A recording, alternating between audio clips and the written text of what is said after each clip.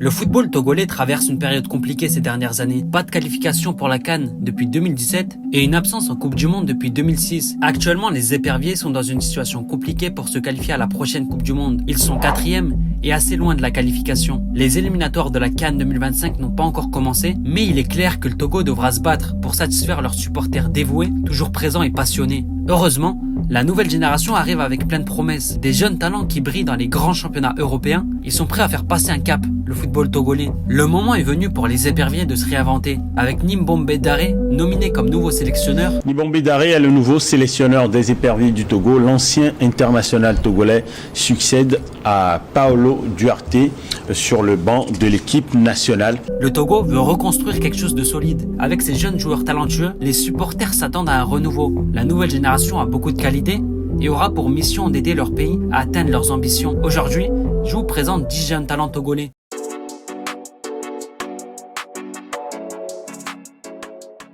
Allez, on commence avec le gardien. Et pour moi, le plus prometteur, c'est Steven Mansa. À seulement 21 ans, il compte déjà 7 sélections avec le Togo. Cette saison, il a disputé 24 matchs avec l'équipe réserve d'Hambourg pour 34 buts encaissés et 7 clean sheets. En sélection, il a montré de belles choses avec le Togo, notamment lors des éliminatoires de la Coupe du Monde face au Sénégal. Il s'est montré imposant dans ses cages et capable de réaliser des arrêts importants. Aujourd'hui, il est à la recherche d'un nouveau projet sportif. Son aventure à Hambourg est terminée et plusieurs clubs sont intéressés, notamment le FC Slovako, un club de première division tchèque qui souhaite le recruter. Avec son jeune âge et son expérience en sélection, il pourrait bien être le futur rempart de la sélection pour les prochaines années. Au poste de défenseur central, Saddik Fofana est considéré comme le plus prometteur à son poste. Il évolue actuellement au Bayer Leverkusen. Il a été prêté la saison passée en première division néerlandaise. Il n'a pas beaucoup joué, seulement 720 minutes disputées. Pourtant, les minutes qu'il a passées sur le terrain, il a été vraiment bon. Dans les duels, déjà, il est costaud et se fait rarement déborder. Dans les stats, on peut s'apercevoir qu'il fait partie du top 1%. Je répète, il fait partie du top 1% des joueurs à se faire le moins dribbler. C'est aussi un bon tacleur,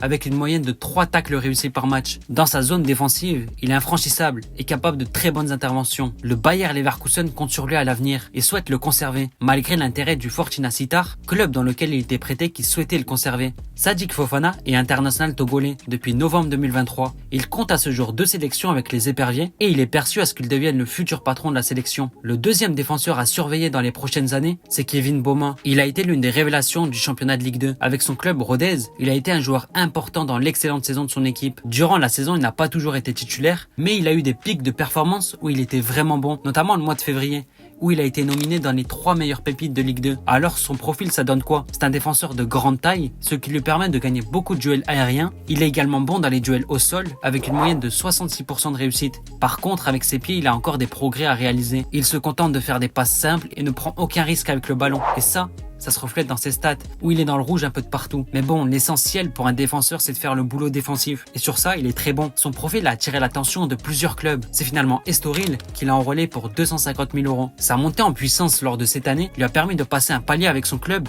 de signer dans un club de première division portugaise, de devenir international togolais. Et maintenant, la suite pour lui, c'est de continuer à progresser pour s'affirmer dans la défense togolaise. Au poste de latéral droit, le Togo aura la possibilité de compter sur Pierre Nadjombe. Il évolue actuellement en 2e division allemande et il est considéré comme latéral vachement prometteur. Déjà, parce qu'il est polyvalent, mais surtout parce que c'est un latéral dynamique. Il apporte du danger et anime son côté par des chevauchées balles au pied. Il est capable de déborder et faire mal aux défenses adverses. L'année dernière, il était avec l'équipe réserve de Cologne. Il a disputé 19 rencontres pour 2 buts inscrits et 3 passes délivrées. Né et formé en Allemagne, il a finalement décidé d'opter pour le choix de ses origines. Il est actuellement avec les U23 du Togo et se voit être un grand espoir pour les prochaines années. Au milieu de terrain, le Togo est bien fourni pour les prochaines années. On commence avec le crack Derman Karim. Il évolue en 2e division belge et fait partie des meilleurs joueurs du championnat. Il est le joueur à avoir la 4e plus grosse valeur marchande. Lors de cette saison qui vient de s'écouler, il a impressionné par ses performances. Durant la saison, il a été sacré à plusieurs reprises joueur du mois de son équipe et à la fin de saison,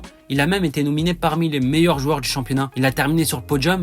Il est arrivé à la 2e place. C'est dire à quel point il a réalisé une saison de patron. Karim est un milieu de terrain qui sait tout faire, c'est-à-dire défendre efficacement en récupérant beaucoup de ballons. Il est également propre techniquement, capable de ressortir proprement sous la pression et trouver des passes vers l'avant. 2 clubs majeurs de Ligue 1 française sont intéressés par son profil. Il s'agit de Lille et du Stade Rennais qui souhaitent l'enrôler. Derman Karim a rejoint les éperviers en septembre 2022 et depuis qu'il a intégré la sélection, il réalise de grosses performances. Il est même devenu l'un des patrons de l'équipe et fera sans aucun doute partie des joueurs phares dans les prochaines années. Pour l'accompagner, Kojo Aziambe aura un rôle important dans le futur. Actuellement, il évolue au Japon. Certes, il est dans un championnat mineur, mais son talent reste indiscutable. C'est un terrain box-to-box qui se projette beaucoup vers l'avant. Il aime percuter balle au pied et faire avancer le jeu de son équipe. L'année dernière, il évolue en Ukraine. Il a disputé 15 matchs au total. Cette année, il s'est envolé pour le Japon.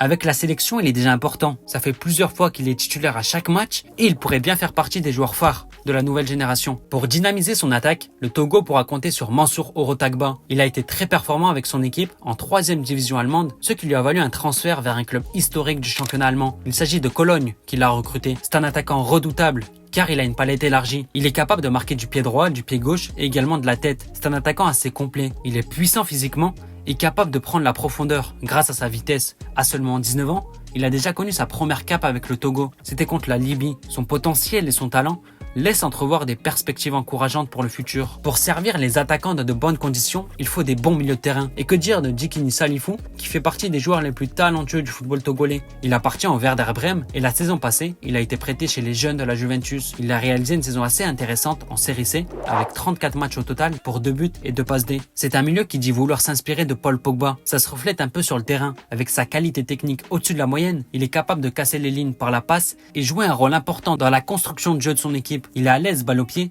mais aussi précieux sur le plan défensif, notamment grâce à sa vivacité et son explosivité qui lui permet de récupérer pas mal de ballons. Après une bonne saison avec les jeunes de la Juventus, il a à cœur de s'imposer en Allemagne avec le Werder Brême. Sélectionné une fois avec le Togo, il a aussi à cœur de s'imposer avec la sélection dans les prochaines années. En attaquant de pointe, le Togo est bien fourni, à commencer par Thibaut Klidje, qui est un attaquant qui s'affirme de plus en plus dans le championnat suisse. Auteur de 4 buts et 3 passes D, il a bien performé cette année. Klidje est un attaquant mobile, capable de dézonner et bouger un peu de partout sur le terrain. Il aime partir sur le côté, déborder et faire des différences par la percussion. Devant les cages, il est assez adroit. Sa vitesse est également l'une de ses forces. Il fait très mal dans les transitions offensives. Avec le Togo, il compte 10 sélections.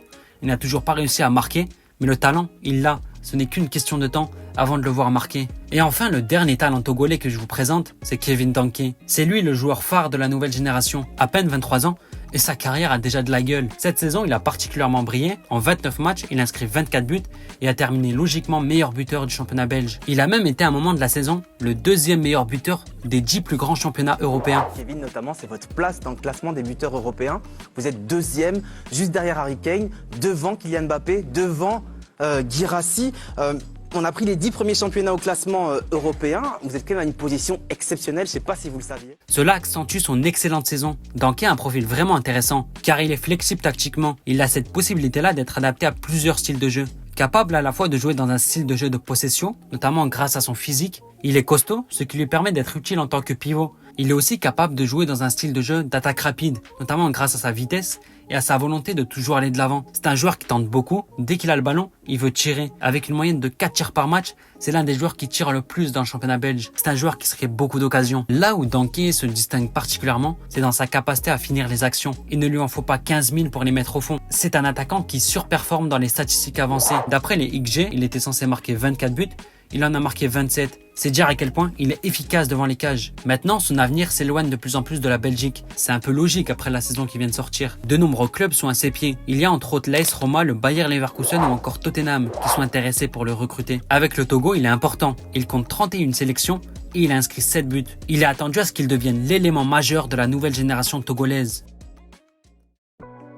La nouvelle génération du football togolais s'annonce bouillante. Ses talents prometteurs ont tout pour rendre fière toute une nation. Leur premier objectif sera de décrocher une place pour la prochaine Coupe d'Afrique et sur le long terme, le Togo devra s'imposer encore plus sur le continent africain. Et pourquoi pas décrocher une qualification pour la Coupe du Monde. Le futur s'annonce brillant pour les éperviers.